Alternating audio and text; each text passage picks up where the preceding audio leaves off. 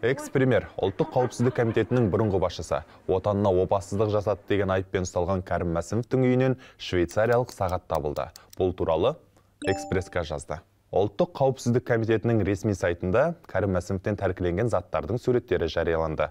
Олардың арасындағы бір ғана Омега сағатының құны 7 миллион 669 мың теңге. Мы в публичном пространстве, аккуратнее выбирайте. Да, извиняюсь, да. Одан бөлек мына үйден 17,2 миллион ақш доллары және бизнес санаттағы 11 қымбат машина табылды. Экс-премьердің жақындарынан 5,1 миллион ақш доллары тәркіленді.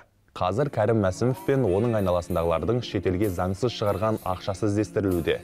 Анықталған соң қаражат бірден елге қайтады. Оған қоса, ұлттық қауіпсіздік комитетін басқарған уақытында шетелдік мемлекет өкілдерінен 2 миллион доллар пара алу фактісі бойынша тергеу амалдары жүріп жатыр. Материалдың толық